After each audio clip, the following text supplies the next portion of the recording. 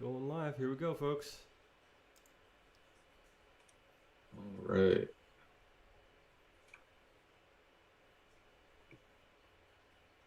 Any moment now. Oh, I think we're live. Are we live? We are not live We're as not far live, as I can as tell. far as I can tell either. I'm gonna reload the page here. Are we having technical? Now we are live. There we go. Hey, Look at that. Look at that. Hey, everybody. Good morning. Good morning. Good morning. I think we have a couple of viewers already, which is exciting. I'm Greg Blake. Welcome to the Kindred Skols live stream. The first time we're doing this. First time we're giving it a shot. We're very excited. This is going to be a hangout session, okay? We've got cups of coffee. We're talking Vikings amongst friends on a bye week. I can't think of anything better. Can't think of anything better to do. Why don't we go in a little circle here and introduce ourselves? I've already introduced myself. I'm Greg Blake. I'm joined, as always, by my co-host, the lovely, talented, and brilliant Matt Freese. How are you doing this morning, Matt? Doing great. Little bit sleepy still this morning, but you know we're getting there. At least I'm not on the West Coast like somebody trying to get up way too early for myself. But no, we're doing good. And he's of course referring to. Sorry, go ahead. Laid back day. No Vikings football to get stressed out about. No Vikings to, hate your life over. So it'll be okay. It'll be really, really easy today. It's gonna be chill. And you made a reference to the West Coast, so I'm just gonna go in counterclockwise from my point of view, and introduce our next guest, who is on the West Coast. Jeff, how you doing this morning? I'm doing pretty well. It's Yeah? a little early, rolled out of bed half an hour ago. A little early for I've my got my energy coffee. coming at you too, I'm sure. Oh, it's okay. I'm always ready for you, Greg. Oh, thank you, Jeff. Thank you very much. Are you excited to be on the pod, man? Are you excited? I'm very excited. I'm very excited to talk about my specific topic with you guys. Okay. Our viewers won't know this if and when we do have viewers. But Jeff is.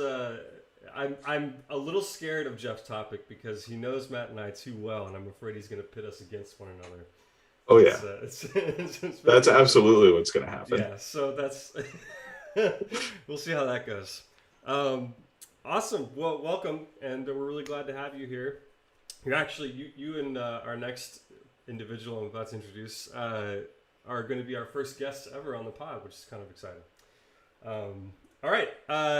Without further ado, my brother from another mother, Vince Bollinger. Good morning. How are you? Fantastic. Thanks for having me.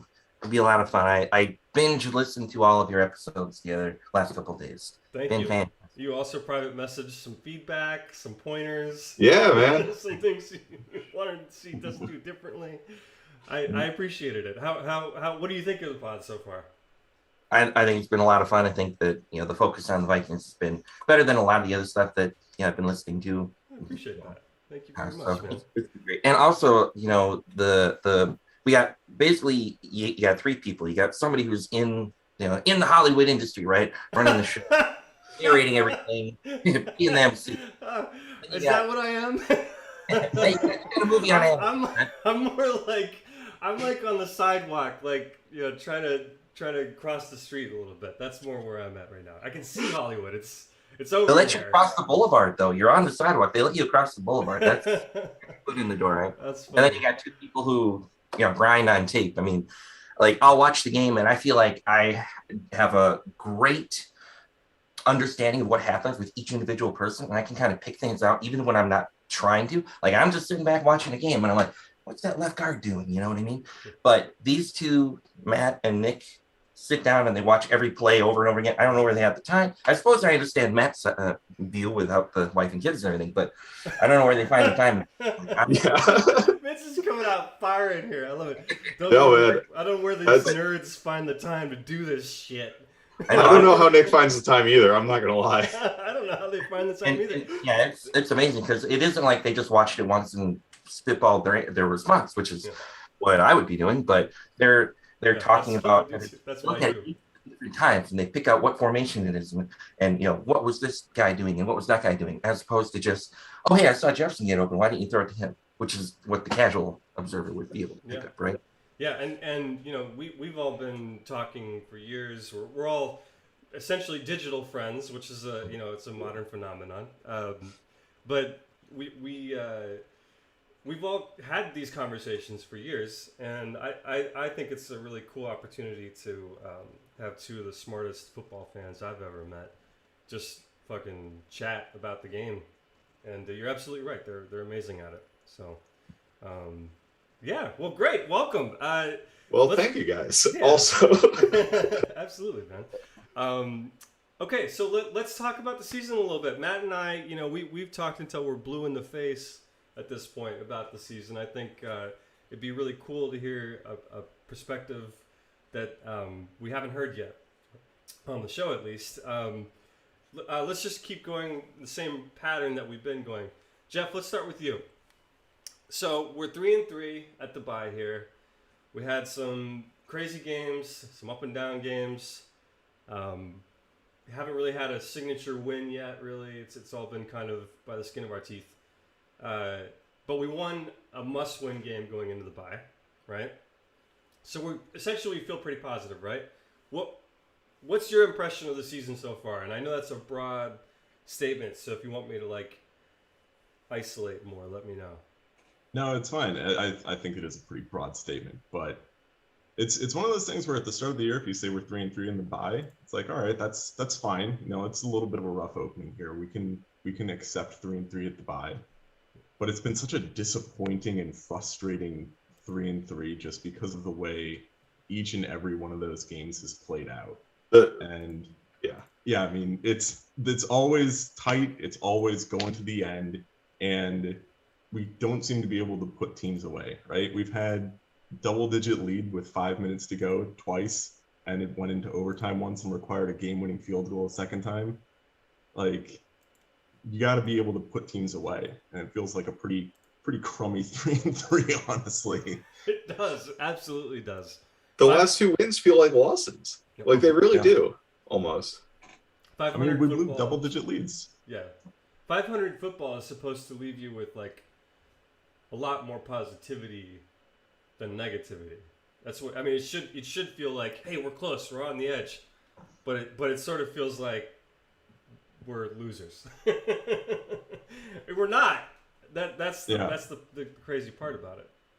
The good news is that we also haven't gotten just completely crushed, right? We're not getting put out, but we also aren't putting people away. So I agree. There's not a lot of really, really bad that you want to look at and say, oh wow, we're clearly terrible. But there's also not a feeling of we could really put this together and put something together and make a run right now. So it's just this awkward in between feeling. Right. So this week, what do you think? If you look at the teams that we've beaten, the teams that we've lost to, and you think about how we beat them and how we lost to them, that kind of adds to it. The overall 3-3, that's totally fine. You look at the schedule that we have, 3-3, great, awesome. But then when you look at it, and you're like, if we had beaten the Cardinals, for example, right, or with that last second field goal or something, or if we had won in overtime, if Devlin hadn't fumbled, if it was something like that, it wouldn't feel so bitter. Or if we had beaten the Lions by 20 instead of last second 54-yard field goal. Right. For the second time in 3 weeks, the franchise lost the 1917 last second field goal of at least 54 yards. I can't imagine that could ever happen to any franchise ever. Again, that's insane. What are the odds, But yeah, if it was just a little bit different, we would be feeling a lot more optimistic. But in general, when you really strip it down piece by piece individually, we should be a lot more optimistic. Yeah, I agree. Both of you, and Vince, let's start with you.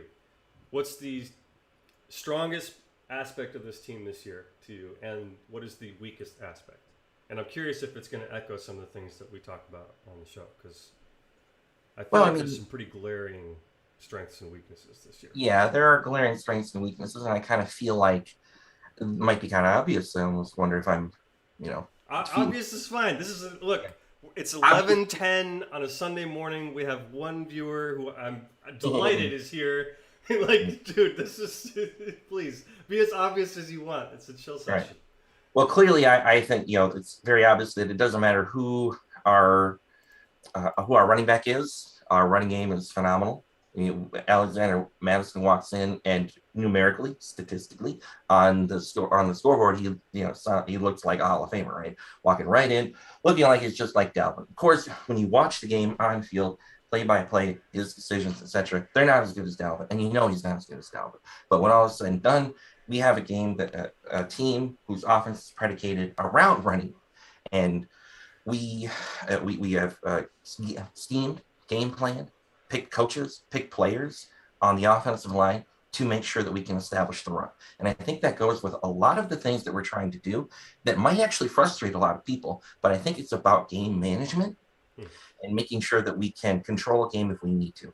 For example, when we played the Lions, we were up by 10 in the second quarter, and we're like, hey, why don't we just keep running it? We don't have to step on their throats. And I think that was done intentionally. Now, most people would think, well, that's kind of stupid, a little bit too conservative doing that. And at any point in time, it's like, well, we can just drop the reins. So that's the thought process, I think. And being able to do things like control game, not let a team come back into it, I think that's definitely a strong point of what we've been trying to do. And maybe some people don't like that. Maybe we want to have better pass protection to give Kirk some time so that we could drop 40 on anybody. But that's not what they're doing. And I think there's a clear intention there. Well, Nick talked a lot about that on our last podcast, about how the quick passing game was a big part of why we won, a big part of why things were working. And, maybe that's who we got to be, even though we do love those deep shots. Jeff, what do you think? Okay, so Vince talked a lot about strengths. What do you feel like is a weakness of this team this year? Weakness, outside of the kind of game management that we have, I would just say kind of the high leverage plays, right? Like the Dalvin Cook fumble against the Bengals in overtime. We end up losing basically because of one play. Against the Panthers, we have the block punt that gets returned for a touchdown, right? Who was the week where we had against the Lions where Madison fumbles late and we let the Lions back into the game, like in our own red zone, right? So just lots of turnovers and lots of very high leverage plays that just have massive momentum swings. And there's one individual that is not on that list that I know you're really, really happy about this year. That's Mr. Kirk Cousins. Not on that list, which, in years past, that list would be maybe not dominated by him, but he'd certainly make an appearance. But he wasn't even on there. No, it's Kirk. It's been shocking. I mean, we're so used to like the 4-minute or the 2-minute drive at the end of the game, and it gets to 4th and long somehow, and then he gets strip sacked or something, and the game's just over, and we're not able to get that together, right? But he's led like 3 game-winning drives this year, 4 game-winning drives or whatever it is, really, because you had 2 in the Panthers game, you had the 1 in the Cardinals game where we missed the field goal, and then we won the Lions game too. And we were doing the Bengals in overtime. And the Bengals, yeah. And Dalvin fumbling overtime. What's interesting, I hadn't thought about it. Jeff was saying that they're that high impact turnovers, not just turnovers in general. And that reminded me, he's listening off like, yeah, he's totally right. But I just remember hearing, the other day, like we have the fewest turnovers in the league, I think. And we have the fewest turnovers for us as well. Like we the ball never gets turned over in a game with the Vikings, but yet every time that ball does get turned over, we just got rocked on it. Right. So that's really interesting. That literally everyone is like, "Oh my gosh, what a disaster!" Yeah, I hadn't considered it from that angle yet either.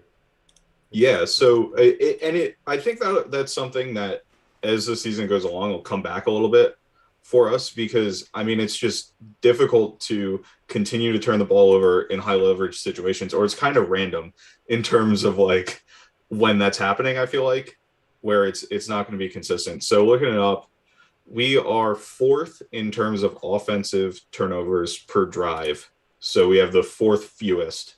Wow. Vegas, Seattle, Indianapolis, and then us.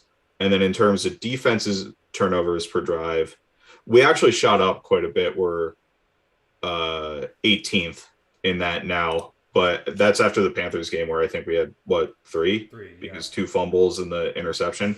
Yeah, So maybe. that changed our, which you forget about in that game because I think we got like 6 points off of those or something like that, or we didn't score a whole lot of points off of those turnovers. And of course, the Panthers get the blocked punt that they return for the touchdown, and they get the fumble that they recover and score a touchdown in 2 plays off of that. So they were outscoring us in terms of responding to the turnovers. Yeah, absolutely. I do think it's a good thing to note as far as one of our strengths this year, especially when you look at how bad our defense was last year. And I know we've talked a little bit about this, off of the podcast, but like since the second half of the Seahawks game, the defense has been great. Yeah, like, the defense has played really well for like 3.5 straight games right now. Yep. With guys that I honestly struggle to remember who's out there sometimes. Like I'm gonna be honest with you. There's moments where I'm like, Lynch, which Blake or what's his name? James, yeah. I do that every time, and he's one of a few. And we haven't even seen guys like Patrick Jones, who we were pretty excited about from our draft class as well. Darisaw got his first start. Let's talk about that a little bit, and then we'll get into our topics. So I guess my biggest question, let's get into like beefs, things that you guys know about me, things we know about each other, because this is a friend group here, okay?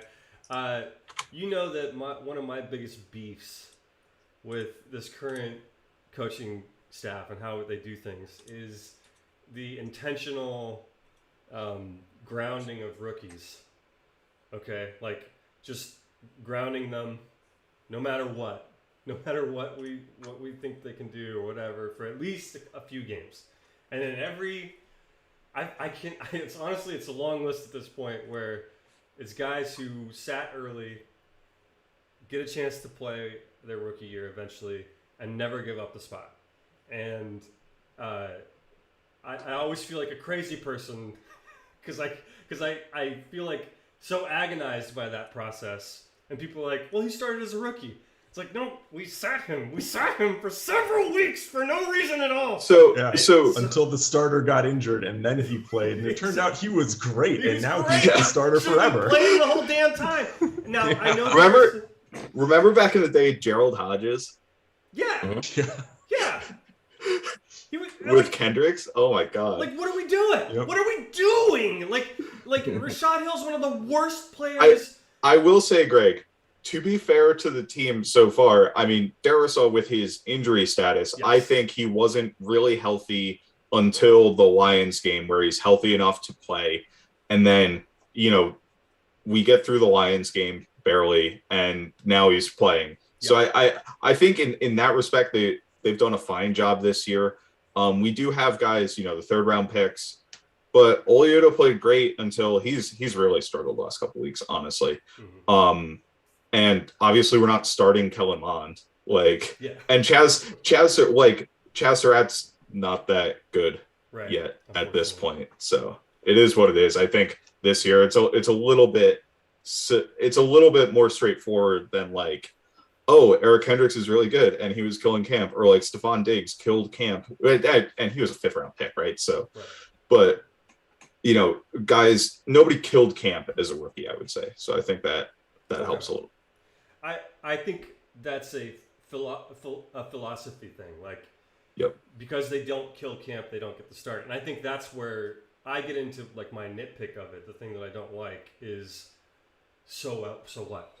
It just doesn't. Sure. It doesn't matter to me as a fan, which obviously I'm a fan, but also I think there's coaching staffs that it doesn't matter for either, where they'll at least make an attempt to get the rookie involved. You look at a player like, there's so many. Trevon Diggs.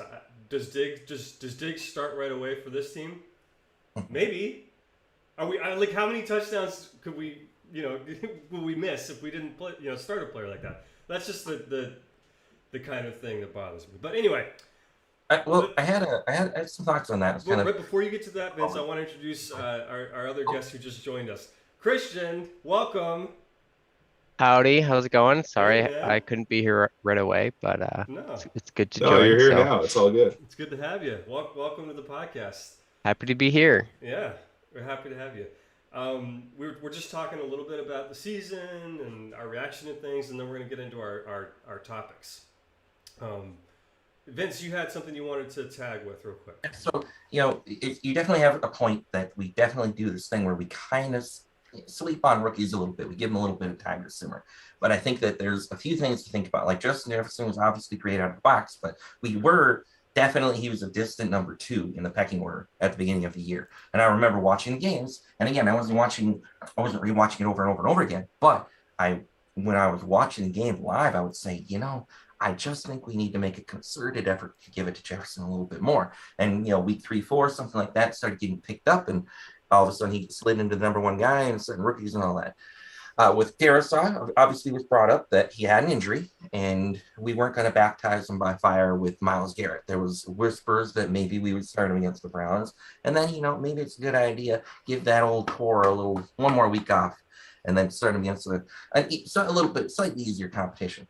And of course, the other piece that I was thinking of is so many times these players that we're drafting them and we're finding these diamonds in the rough on purpose. Would you really want to go for the guy who's a known commodity, will not get significantly better?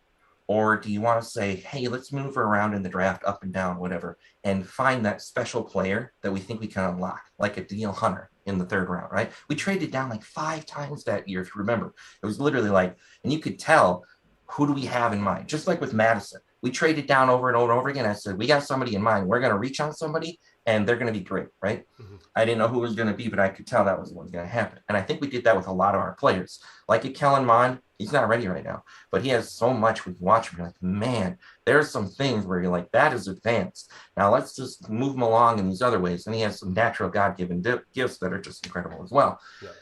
That is a much more upside play than the very next pick, Davis Mills. Davis Mills today is Davis Mills in 5 years. That's the guy who's going to be a good, competent backup. But what can Kellen Mond be, right? Right. That stuff. And that's true with a lot of the other guys. Think about a Surratt. Like, what? That guy just switched to the position, and he's looking that advanced. Well, he's still not ready for the NFL.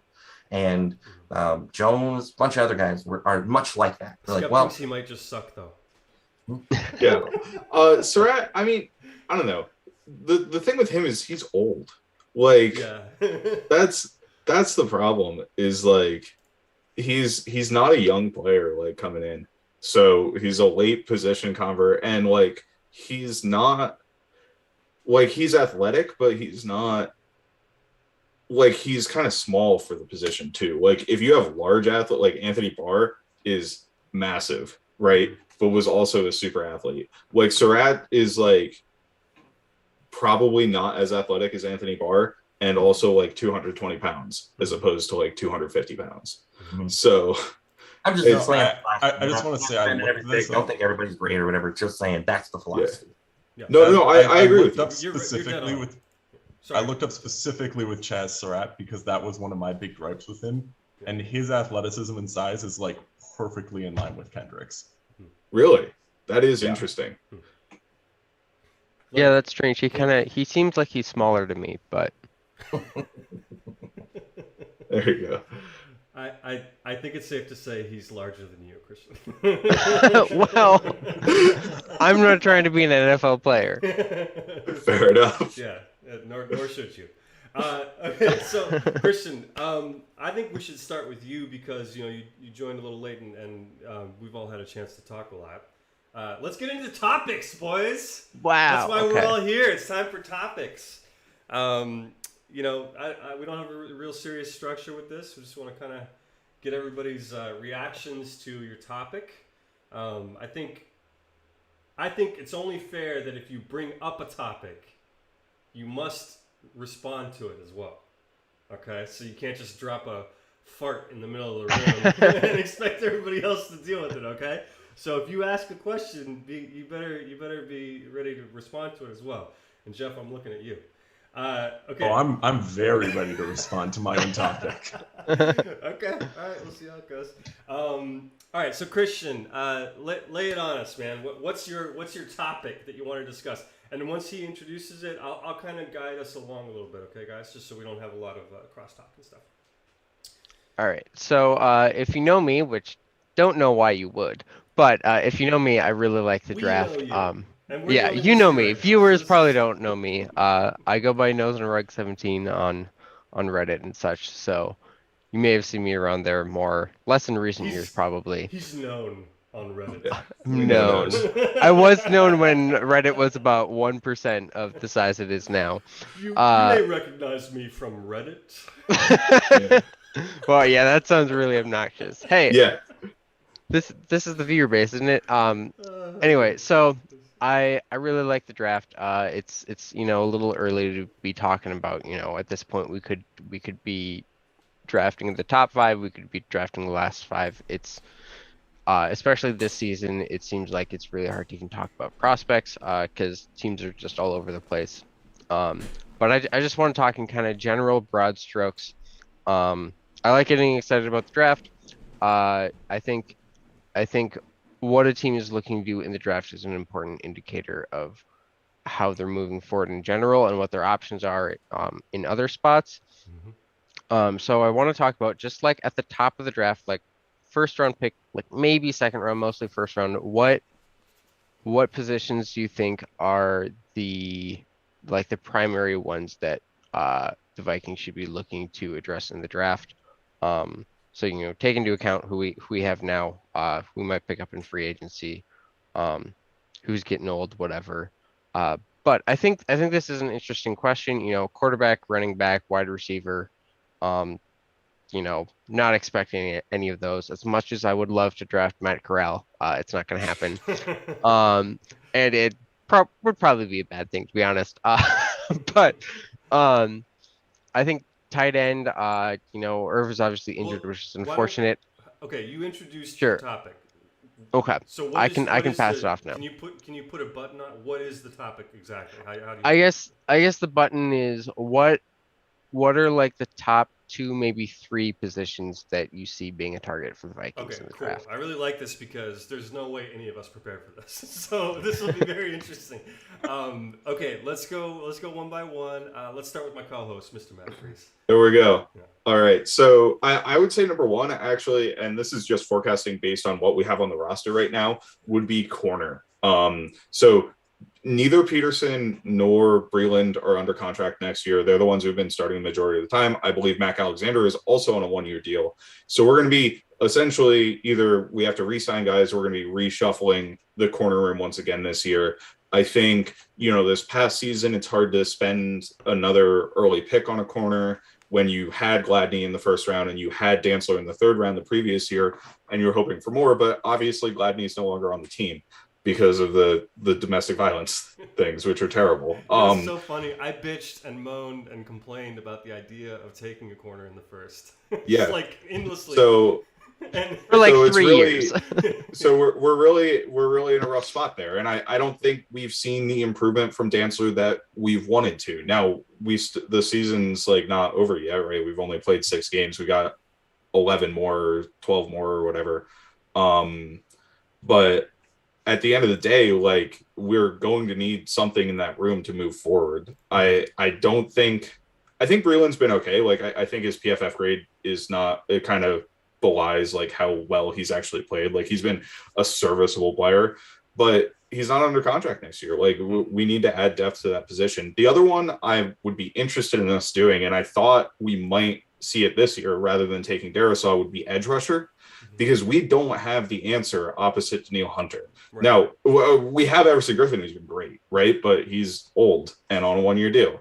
So it's like, and for edge rusher, it's become harder and harder to find the guys in the later rounds. Like, we tend to like to draft the later round guys, but those good athletic profiles that we were drafting get swallowed up early and earlier every year. Yeah. Like, Odafe Owe is like your Daniil Hunter profile, and he got taken in the 30s. You know what I mean? Yeah. So, or I think it was 30 or something like that, or 31 maybe. No, I think it was 31. It was definitely early. Yeah. And Joe Tryon was like, he didn't play football, and he still got taken in the first round. Kwity Paye is also a ridiculous athletic profile. He got taken the pick before us, or 2 picks before us. So That's you're just, you need to get those guys early. So those are the 2 positions I would take. I like that. Vince, how do you I hate to sound like a broken record, but the basic idea when I was putting it together was, well, who is kind of old, aging, who do we need to replace? And corners came up, and I had the same thought. I said, we had some problems last year, and we fixed them this year by going to the well on 1-year rental types, right? And we're going to go back to square one in this offseason. Now, one thing he didn't include, even though I completely echo everything he said, was safety. We did the same thing with Xavier Woods, and I hate bringing it up, but Harrison Smith is old, and we're going to have to think about that, whether we pick somebody later who's more of a in case of injury or a true replacement. We just signed him to a 4-year deal. So Yeah, we did extend him, but we still not wrong. Safety. We don't have the depth there. I agree. Yeah. Do we expect him to be an elite player in 4 years? As much as I don't ever want to think about the team without him, I don't expect him to be elite in 4 years. It was 32, 33. Well, let's stay on this for a second, because that's a really interesting point. Like, there's a difference between elite and good. He has avoided, and I'm going to knock on wood right now, he has avoided major injury. Okay? Harrison's been pretty good about protecting his body. In fact, I can't really think of too many times he's even been out for... He missed a lot of time a long time ago, and that was when Sendejo got a little tryout, and he played free safety. And I said, maybe he should start alongside Harrison, and the next year he did. And so that was the one time where he missed significant time. And so I expect that to be an issue, whether that's going to be our top priority or we wait till the 4th round or whatever. And if you look at the guys that get drafted, I looked at a lot of prospects at safety, especially looking for a replacement where we used Woods instead. And I kept going, like, the guys going in the 4th and 5th still look good to me. Some of these guys have a lot of promise. So there's no need to be taking some elite prospect in the 1st round. And focus on corners. We talked about defensive end or 3T, right? And we ended up going with Dalvin Tomlinson instead. So then we shifted over to defensive end, especially when we cut Afadi for no reason. Then I was like, he was a free agent. We just didn't tender him. He was like a restricted free agent or something, and we didn't put the tender on him. And it seemed like something that could have gotten done. And I think that was, it felt like there's more to it. I felt like he wanted a bigger contract. And that's just like my thought. Like, why would we have done that? Why would we have made that move? It said to me, he wanted a real contract. He showed out last year. He really showed that he deserved something. Not a lot, but something. And we said, we want some. So wrap it up a little bit for us. What is the position you think? All secondary. All secondary, defensive end, everything where we put a button on this year. So defensive end, got to replace Everson, and everywhere around the secondary. Now, that doesn't mean that everyone needs to be replaced, but a couple people need to have their heir apparents or get replaced or some depth. Okay. I think that's a good... guards. Always. Guards. Okay, we'll talk about guards in a second. Jeff, what do you think? All right, well, now that we've named literally half the positions on the roster, there's not that much left to say. I will agree. I think Echo then. What do you think is? Yeah, I'm going to give Christian some privacy. I think he meant to stop his video there. So go ahead. I don't necessarily think that like edge should be a top priority for us right now, in the sense that like we do still have Daniil, right? And I mean, we don't need another Daniil Hunter opposite Daniil. We need passable. We need someone that can like do something when he's isolated one-on-one sometimes, which is what Everson is really doing right now. He's not going to be a total world beater, but he's good enough. And I'm not personally crazy about kind of drafting for the long term in the first round, which kind of leads you back towards corner. Like, we do need a corner that can come in and immediately next year be good. So that feels like a good fit for me. But then the only other one that Vince did throw in right at the end here, like, our offense feels like it's doing pretty well. We're all naming defensive positions, but our defense is actually pretty good too. I mean, one of the spots where we struggle constantly is still guard. Like, Ollie came out and Ollie was great for the first few games. He's been struggling now. is he the long-term solution? Do we have the long-term solution on the roster right now? I'm not sure we do. I'm not sure we do either. I'm not sure who that would be. We haven't seen Wyatt Davis yet, who supposedly plays guard, but also supposedly. That's true, but he also hasn't beaten out Oli Udo. Right. So. Yeah. I want to ask Matt, essentially that maybe real quick here though.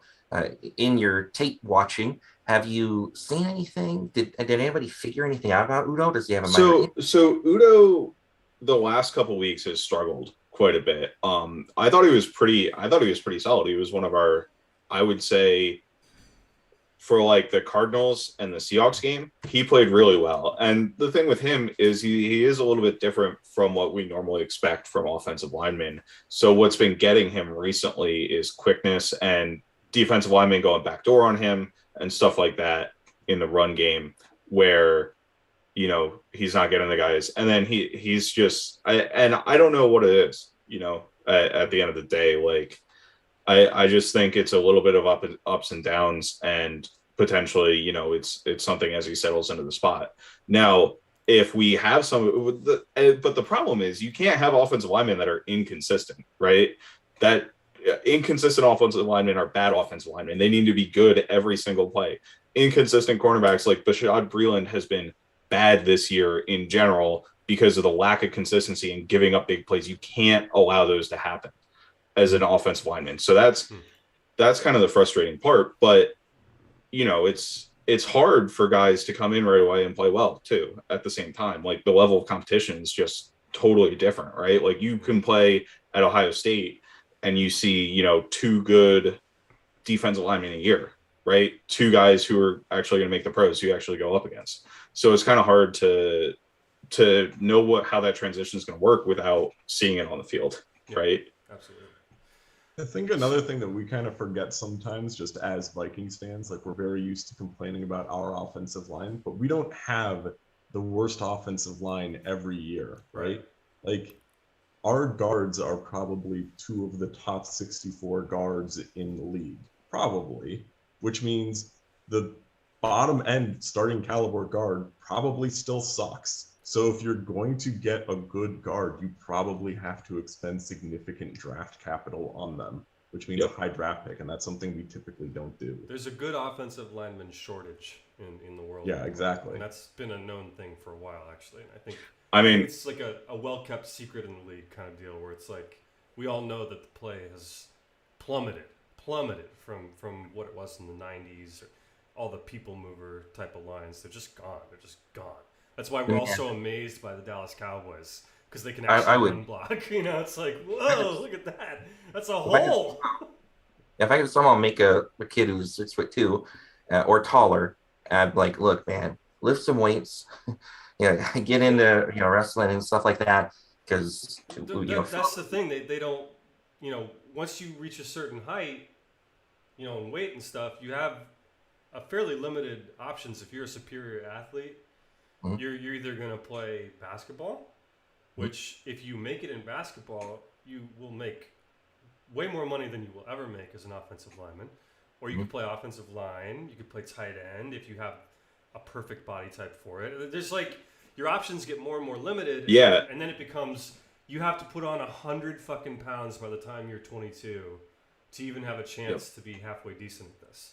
And also, you've got to still be able to dance like a basketball player and do all these other things for us. It's a really, really difficult skill set. And the amount of human beings that can actually do it is very slim. Like the guys that we see playing, it's kind of the guys that are available in the world. Like there's really not, like there's not some guy who's sitting around going like, oh man, I could have done it. Like it's just, if you're really good, people will find you. And it's a lot like basketball players who are 7 foot or over. Like they find these people because they're so rare. And if you're that size of a person and you have those movement skills, what's more fun, playing on the defensive line where you get to just blow stuff up the whole time, or playing on the offensive line? Yeah, like obviously defensive line. And wipe your nose and all. Go ahead, Christian. That's what I've heard too. Is that have you guys seen this in the league this year? The nose wipe. Have you guys been seeing this one? No idea what you're talking it's all about, Greg. over the place. Keep an eye out for it. I don't know what the hell they're doing, and it's just it's every year I get so much further out of touch with these kids. But like they're all doing this after a big catch this year. They're going, yeah, and they're like wiping their hand like that. It's so gross. And I want to know what it is because I'm worried it's some like, it's probably like super dirty. I have some ideas of what it might be, but yeah. Keep them to yourself, Greg. Oh, I'm keeping them to myself. This is a PG podcast. Wait, okay, I didn't get a chance to answer the question. We have actually do have a limited time here today. So,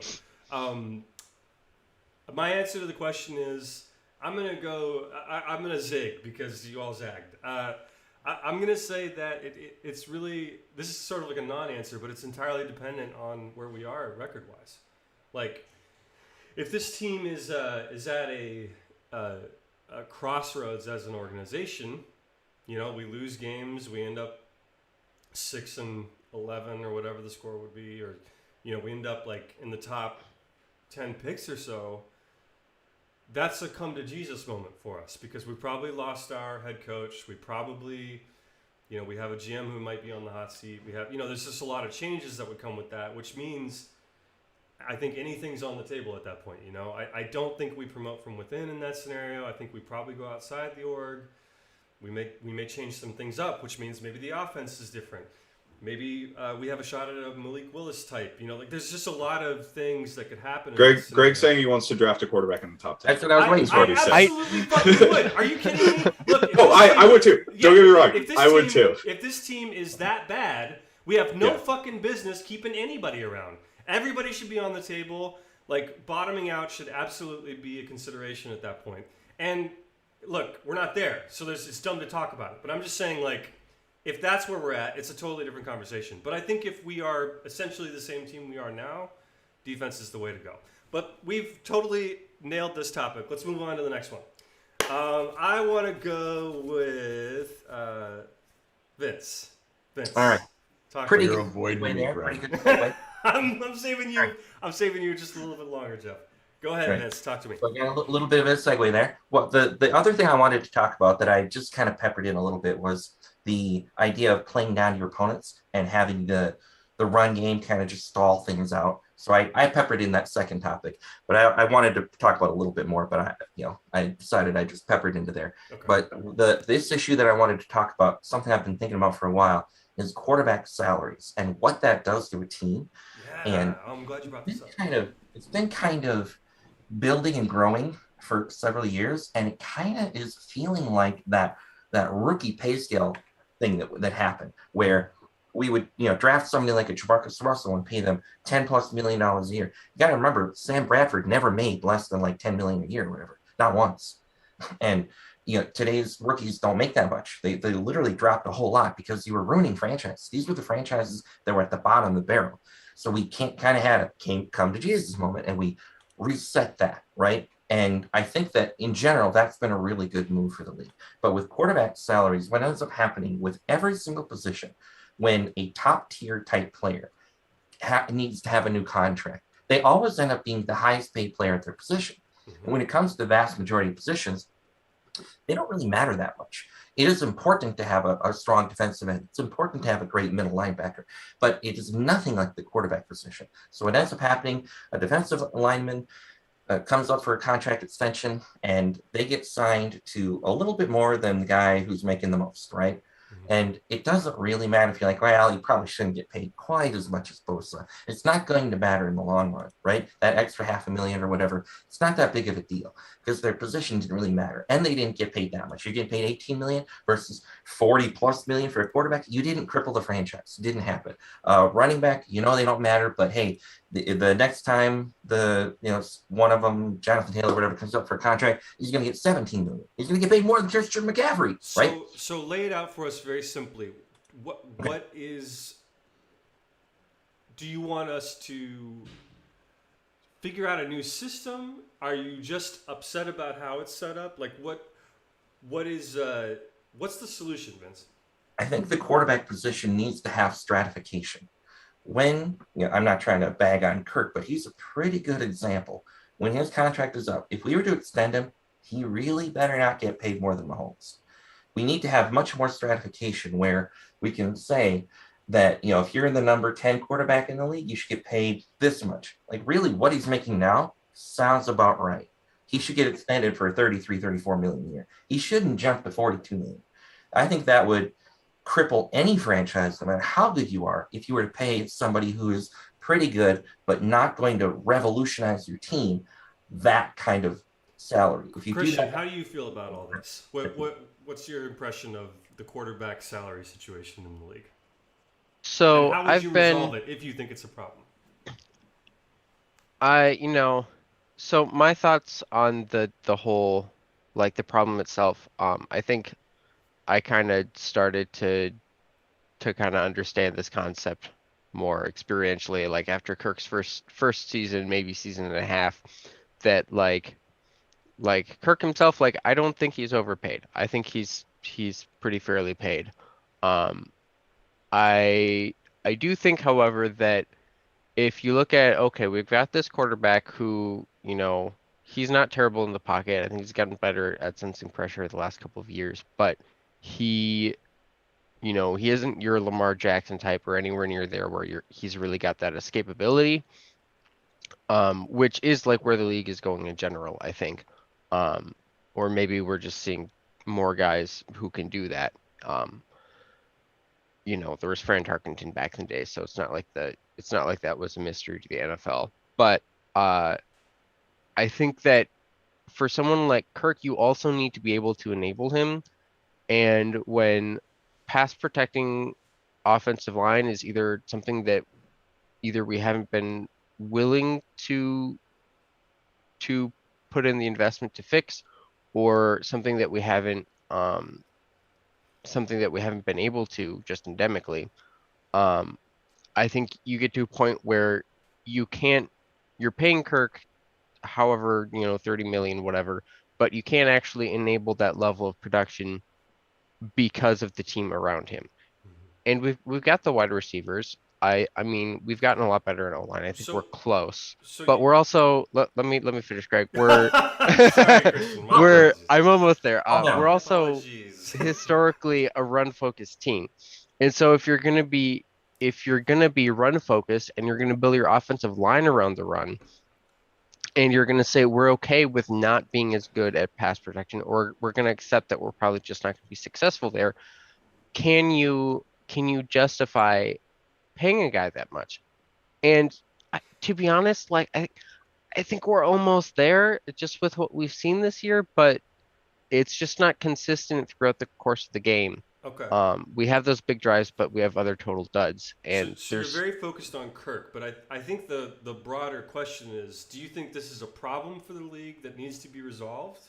Or is it just the natural course of things and this is not going to be something that should be changed or needs to be changed?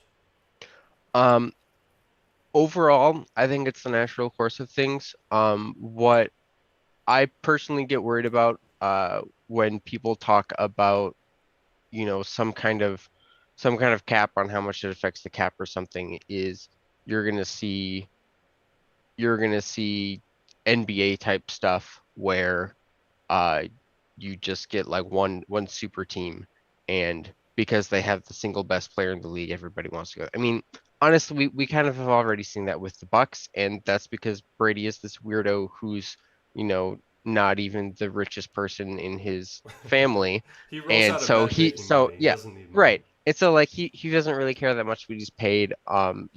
He dragged Gronk over, he got AB. Um and like I hate that whole situation. I don't have anything against the Bucks as a franchise. I They've got do. I have an old beef, an old NFC beef with with the Bucks.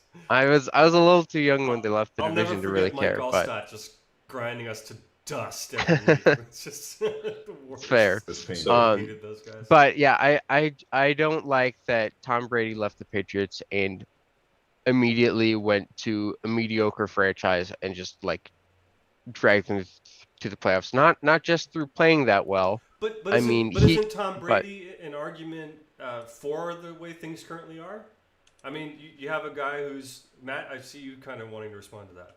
Yeah, so I think going back kind of the original point, like I agree with Vince that I would like to see more stratification in terms of how we do these contracts, because it really kind of screws over guys like Kirk. I think Kirk has been earning his pay so far this year. But I think if you look at the lifetime of the contract, I don't think he's necessarily played up to the level of what we've paid him over the past, 3, I guess, going on 4 years now. Yeah. Right.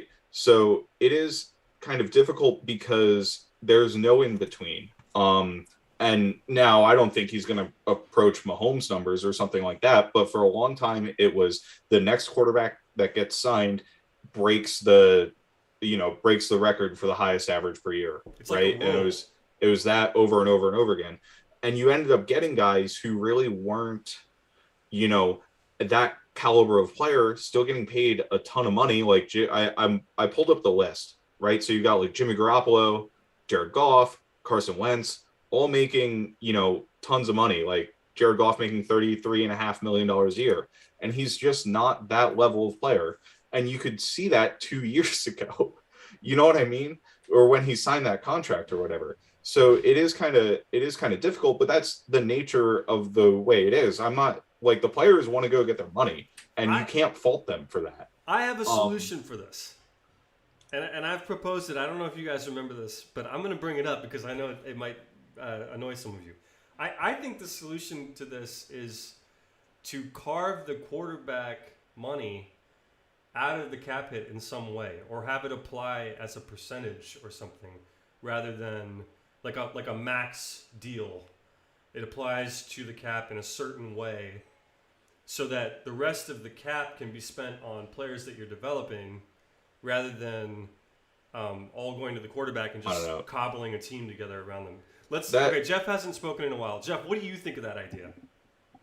I don't like the idea of carving quarterback salaries out of the cap. I was going to say, if you really want to kind of control quarterback salaries, the idea of doing a percentage of the cap makes sense, because then you kind of like standardize where they are, and you can kind of measure as cap goes up. Because what's happening every year is someone gets an extension, and then the cap goes up like 20%, and then another guy gets a contract.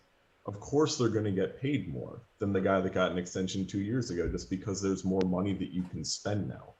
So if you kind of did something where you keep it as a percentage of the cap and contracts grow with the cap, then you could see that kind of a stratification. But teams aren't going to do that, because what they want to do is they want that cap to go up and have that quarterback locked in at a price that was really big like 3 years ago, and it's pretty cheap like next 2 years. Mm-hmm.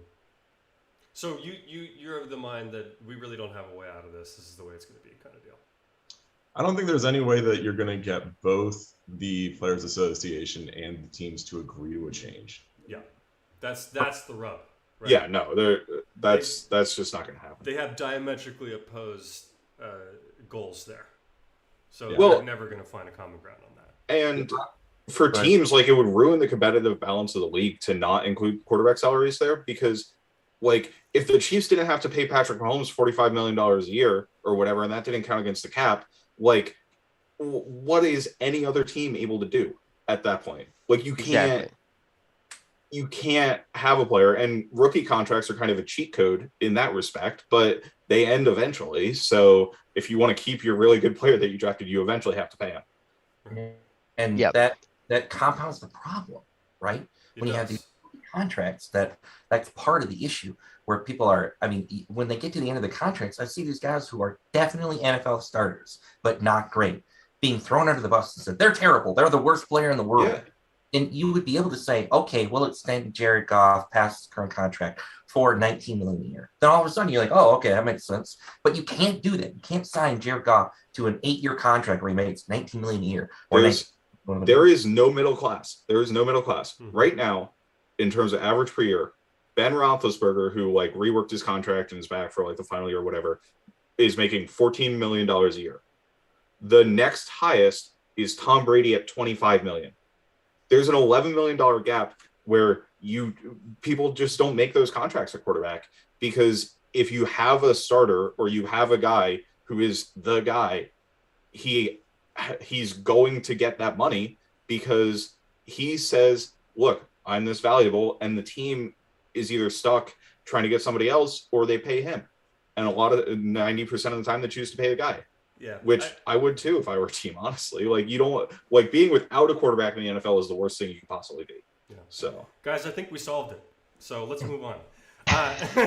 No, it's a really interesting topic, and it's We solved it by saying there is no there's solution. Yeah. It's true though. Like I think it is a problem. Vince is right to point it out, and the solution would be find creative ways to Yeah. yada yada. But so- the reality is, you're never going to get the Players Association to agree to do that. First of all, second of all, you don't want to hurt the competitive balance of the league, which is a tremendous counterpoint to my idea, and always has been. But I still think it's a good idea. But that's regardless. I do actually just really quick want to say a really good kind of interesting thing that you can see from this is an example of what you can do about this is the Bears from a few years ago, right? Mm-hmm. They had Mitch Trubisky on a rookie contract, and they said he's good enough that we're just going to go all in.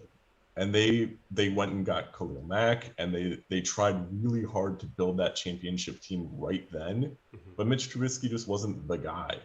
And now they mortgaged a lot of the future. And so now they're in this kind of like weird spot where they had to go and they had to pay a lot to get Justin Fields. But are they going to be able to build a championship team around him before his contract comes up?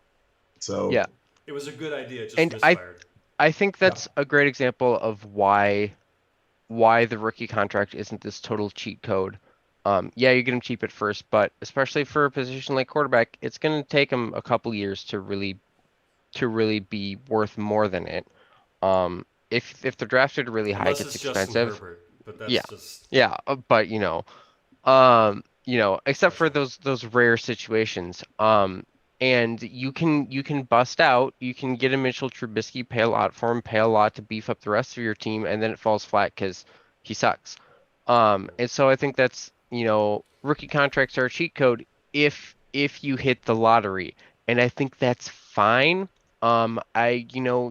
You could maybe look at adjusting it. I think this gets towards the like, how do we make a middle class that both sides are okay with. You could have some kind of like escalators in there on the rookie contract, but honestly, I think it's fine. I think the real issue is paying guys like Jared Goff, like they're actually good. So we're making a lot of I totally agree. We're making a lot of hay here, guys, which I'm loving. I'm really enjoying this. So we are getting closer to the finish line of what we initially scheduled for this. Are you guys cool hanging out a little longer? I just want to make sure that's cool. I can go a little longer. All right, awesome. Matt, you good with that too? Yeah, let's go through Jeff's topic. I'm excited for I this one. absolutely want to get to Jeff's topic because I can see him over there squirming in his seat, smirking, like he's getting very excited about this, and I'm a little nervous, but I think it's time, Jeff. Go ahead, give us your topic, man. What are we doing? Well, this was a perfect segue because we're talking about quarterback salaries here, right? And we're talking about roster building and kind of like what is holding us back from a roster building standpoint, Craig? You know what's coming? So what is a bigger problem for the Vikings right now from a roster building standpoint? Is it Kirk Cousins' contract or is it Dalvin Cook's contract? Because Dalvin Cook is getting paid a lot of money, and really, running backs are much more replaceable. Alexander Madison's a really cheap option back there, and we're winning games when Dalvin Cook is out. Oh my God, you did it! So, fuck you! Oh my God, I can't believe that. All right, go ahead. Let's start with Matt. You had a response right away. Go. yeah. So I think honestly, like at this very moment, it's definitely Kirk Cousins' contract because I just looked it up. Dalvin Cook's cap hit this year is only $5 million. He doesn't even have the biggest cap number of Delvins on our team. There we go. But like, this year, what's his APR on this contract? It's like 12 or something. So it's one of those deals where it goes up to $12 million next year. So it's fine. Okay, let's not focus on the math of it. Let's focus on the philosophy of it, because I think that's more what Jeff is talking about. In terms of the philosophy, I think the running back discussion is actually really interesting because the thing that we don't account for when talking about running backs is like all of these guys on the team are like human beings, right? And they all have their feelings in terms of like how things matter. So even if running backs like from a production standpoint or from like a mathematical standpoint aren't impactful, running backs don't matter or whatever, right? I think you can make very good cases that that is the case. But if the team interprets that, if they feel that the running back matters, right, and that running back gets thrown to the side, that's frustrating for a team. I think when Kirk got, and obviously we traded Diggs, but I think when Kirk got his contract extension, Diggs had like an upset tweet that he deleted right away. And it's like, Dalvin is the one running our offense, was essentially what his point in that case was. So guys they don't really talk about pay within each other, but if the team's not rewarding the guys that everybody in the locker room loves and everybody thinks is the reason they're being successful, that's going to cause some discord within the team as well. Now, how much does that matter versus like the salary cap implications? I don't know. I think you can work around salary caps in terms of contracts. The Vikings did a lot to get a lot of additions this offseason, and we're paying Kirk $33 million. I'm sure we'll do some salary cap maneuvering and magic next year to keep guys around as well. But it's, we extended Harrison Smith and Brian O'Neill, right? Two corner pieces of our team. We've extended basically every player we've drafted that's hit, really. So I think that's come at the cost of depth, right, on the roster. But at the end of the day, like, there are ways to figure out how to get it done. Vince, talk to me. Well, as I said, pretty much every other position has that. They don't get paid the amount, so it's not going to cripple your team when you overpay a little bit, or you go to let's one up the last defensive tackle, right? But when you're going to do something like that, when you're going to give somebody that much money, I remember this first came to be like my thoughts of like, okay, quarterback salary is getting crazy when Joe Flacco got paid. After their Super Bowl, he got paid. And they were talking about $20 million. I said, don't do it, don't do it, don't do it. And as soon as they did it, I remember going online and saying, like, yeah, you're going to have to start letting people go. You're not going to be able to re-sign this guy, this guy, this guy. You can look at their salary caps and like, you guys are being a lot of trouble. I'd be surprised. You're definitely not going to repeat this year, and you might not make the playoffs in 2 or 3 years. And I was buried all over the place. And they didn't even make the playoffs the next year because they immediately let go of like 3 or 4 guys. So that is way too much more crippling. But like I said, if you stratified it where you have the real world beaters who change the team rather than a really good arm talent with a really good brain like Kirk, when you have somebody who changes the team, you can go in that 40 million. Who's holding this team back more, you guys? Is it Kirk? Financially, it's technically Kirk, but he means way more to the team. If we can't just drop him for Kellen Mond right now or anything like that, we'd be dumpster fire, awful team. So let me rephrase it then, because that's the key, right? If we get rid of Kirk right now, we're clearly a dumpster fire, right? So what would penalize this team more? Moving from Kirk Cousins down to Kellen Mond and gaining another $30 million that we can spend, or going with the average per year of Dalvin's contract compared to Madison's, getting rid of Dalvin Cook and having another $12-ish million that we can spend? Which of those is worse for our team? I think this is a flawed setup because the conversation that we just had, quarterback is different from every other position. Just answer the fucking question. I think it doesn't. Obviously, so you know what the answer is. Obviously, going down from Kirk is worse, but quarterback is completely different. I do think is the difference between Delvin and Madison equal to his contract? No, it's less purely, dollar for dollar. But I think it's more than half of that. I think the difference is really big. Madison, I think, is much, he's really good, but we've seen him totally flop out as a starter. I don't remember what game it was, but the thing where they did the Alexander Madison and like he was just terrible. The entire game was cursed. It was awful. And Delvin has those games occasionally, but his big games are much bigger. I think when we see Madison have big games, you look at it and you go like, could Delvin have done that? Well, yeah, at least. Might have done more with it. The injury concern is obviously something.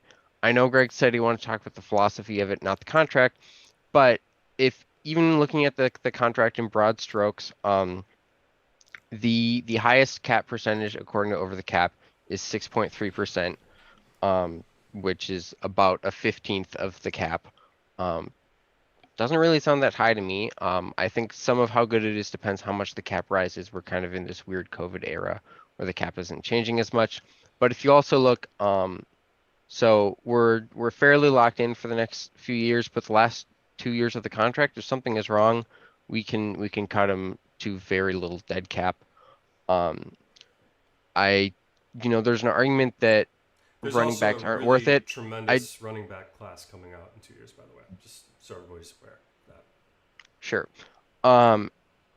And running backs, it's that thing where they're very replaceable. But I think, if we skip out to another team, I think it's hard with Dalvin because he's had the injuries. But if you go and look at Derrick Henry, is Derrick Henry the kind of game changer that you can pay, a big contract that's making, somewhere in the mid-teens per year? I think so. I think he really changes that team when he's on. I think if you can pay a pretty solid wide receiver, 15 million a year, I think you can for sure pay a top of the line running back, even if there are lesser running backs who will do 2/3 of the production at a tenth of the cost, because that additional 50% is what changes your offense from putting up some good numbers to completely controlling the game. So can I tell you what I heard there, Christian, so you can correct me if I'm wrong? So first off, based on this premise alone, the obvious answer is that, the Dalvin contract is worse. But if there's a player like Derrick Henry, he proves you can build your team around a running back, and you can pay a running back significant money to have him be the focus of your offense. But Dalvin's not that player. Is that what you're saying?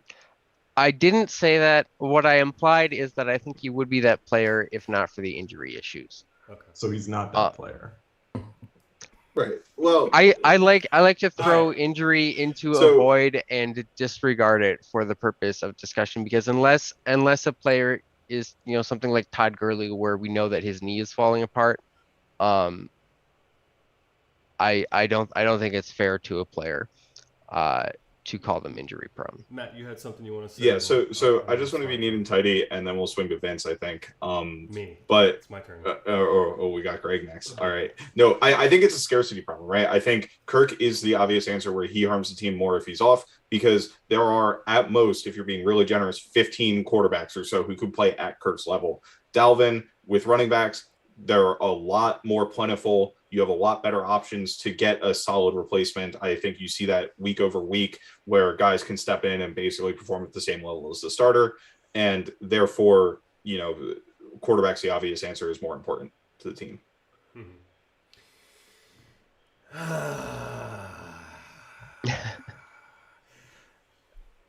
I'm struggling with how to answer this question. Kirk is unfortunately not making it easy for me to answer this question this year, because his play has been honestly stellar, and it's really dumb to sit here and throw stones at the guy when he's not doing any of the things that bother me. But the problem with having conversations like this is that it's very difficult to quantify all the different ways the Kirk Cousins deal has affected our team. Because as soon as we make that move for Kirk Cousins, setting aside the assets that are involved, everything that as soon as we make that move, it starts a clock. And that clock,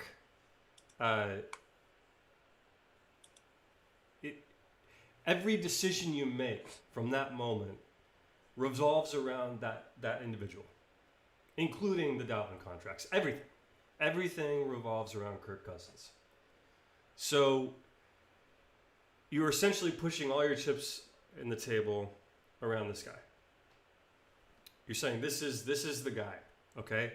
And it puts you in a position where you do have to do, like Matt said, salary cap magic. But you don't just have to do it one time and find some players and develop them. You have to do it every fucking year. And not only do you have to do that, you're losing players that maybe you could have afforded to keep around. Like, I'm going to use an example that nobody wants to talk about, and for some reason, like, literally nobody's talking about. Xavier Rhodes should not have been let go of this team. Like, so many of our problems would be less of a problem if we still had Xavier Rhodes on this team, because frankly, he went to play for the Colts and he played very well. He has played very well. He's a little hurt at the moment, but the reality is that was a deal directly related to Kirk Cousins, and it's one of many. So it affects, and Xavier Rhodes, by the way, not only is a big player for us. I don't give a shit what his analytics, I don't care. I know he was a big player for us. He made big plays for us. He played his fucking ass off for us. He put his body on the line for us, and I know he was loved in that locker room.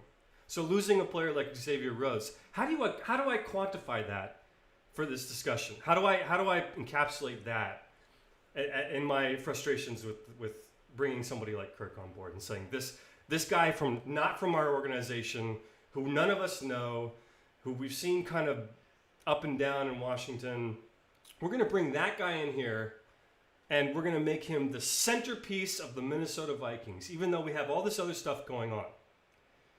And it just sets these things in motion, and guys like Xavier are chewed up by it. And guys like Stephon Diggs, they fucking see it. And that's what you're talking about, with paying, extending Kirk Cousins in that situation. When we had a thing, and this guy comes in, and it's all about him. So you've got that, you've got all these moves you have to make, and no matter how many salary cap magic moves you make, unless you get very lucky with some picks or a cheap signing, your depth will always be hit. It will always be hit. And that's what you see teams like Kansas City going through right now with Pat Mahomes, is that they're having a little bit of trouble finding depth on defense. They're having a little bit of trouble finding a consistent rushing attack. They're having trouble with certain things, but it's all copacetic because they have Pat fucking Mahomes back there. Like, it doesn't matter. Eventually, they're going to find the pieces in a given year that are going to give them the chance to play for a fucking Super Bowl. And that's why you give that big, fat fucking contract to somebody like him. So, is Kirk Cousins that guy? This year, I think it's looking kind of like maybe this is what we were waiting for. I don't know, but it's still, there's games where he's not really elevating us. So, to answer your question, Jeff, I think obviously the answer is losing Kirk Cousins right now hurts us more than losing Dalvin Cook. And my arguments have to do with the past and the future. What this organization was and could have become, what this organization might be, not what this organization is at the moment. And my answer to you is that it's absolutely Kirk Cousins. I don't believe in Kirk Cousins. And I bite my tongue here because there's no point in me bitching about him when he's playing well. But the reality is I don't believe in him. I don't believe he can win us a Super Bowl. I don't think he was the right guy to go all in on. And I think that it's debilitated this organization. I think Mike Zimmer's standing there with his arms crossed, shaking his head as his defense falls apart week after week after week, is directly related to Kirk Cousins. Directly. It's 100% on him and his contract. And it's not his fault, but, give me a break. That's obviously what happened. And I said in the very beginning to you all, as a friend group, that that's what would happen. So it was going to be about whether Kirk could win us the games himself and get us to the Super Bowl himself, because, goddamn it, he's going to have to. So this year, this is the test. If he doesn't get us there this year, what the hell are we doing? So, at the end of the day, it really comes back to the scarcity. Are you happy, Jeff? Are you happy? I'm Is ecstatic. that what you wanted, man? Yeah. I'm very shocked by your answer, Greg, actually. That's not what I was expecting. I was pretty confident that you were going to say, oh, we could have kept Xavier Rhodes if we didn't pay Dalvin Cook $12 million. No, that was set in motion 3 years ago. And we have a first-round playoff exit and 8-8 records to show for it.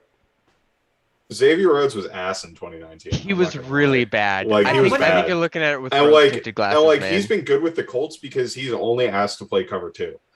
Mike Zimmer finds those guys at 7-Eleven.